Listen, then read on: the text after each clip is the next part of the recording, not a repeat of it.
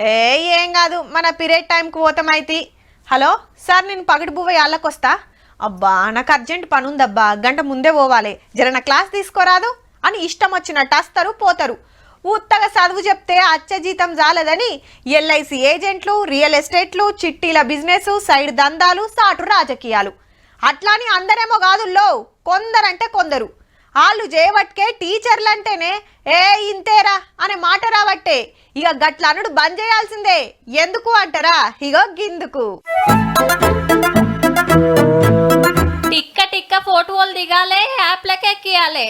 చదువులు చెప్పే సార్లు మేడాలంతా గిదే పని చేసిండ్రు. అలా హాజరేసుకునేది ఇండ్లనే. మళ్ళా మున్పు లెక్క రిజిస్టర్ల సంతకం పెడితే నడవదని సర్కారోళ్ళు కొత్త రూల్ తెచ్చిండ్రు. సపరేట్ యాప్ తయారు చేస్తే టీచర్లంతా డౌన్లోడ్ చేసుకున్నారు ఫోన్లా.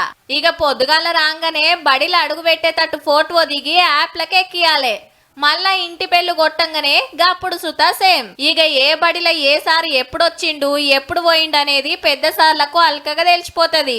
డేటు టైం అంతా పడుతుందాయే. మళ్ళా ఎవరైనా సరే ఇన్ టైంలో స్కూల్ కు చేరడం అనేది దీని వల్ల సాధ్యమవుతుంది. దుమ్మాలు కొట్టుడాళ్ళు, ఎక్కడైనా వెళ్ళిపోయి కూడా వచ్చి సంతకాలు పెట్టుడాలంటే అస్సలు జరగవనండి. నిన్నటిదాకా పిల్లలకే ఉండే గిట్ల టెక్నాలజీతోనే అటెండెన్స్ తీసుకున్నాడు. ఆగో మరి సార్లకెందుకో పెట్టరు. కొందరు ఆల్చంగా వస్తారు, ముందే పోతారు, పట్టించుకునేటోళ్లే లేరు. బరాబర్ జీతాలు తీసుకొని బరాబర్ డ్యూటీలు ఎందుకు చేయరని ఎప్పటికాంచెలో నడుస్తుంది.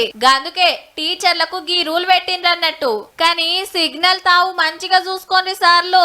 ఆడొస్తలేదు ఈడొస్తలేదని అటు ఇటు తిరిగి లేట్ చేస్తారా అంటే మీరు బడికి సుతా లేట్ వచ్చినట్టే అవుతుంది మళ్ళా.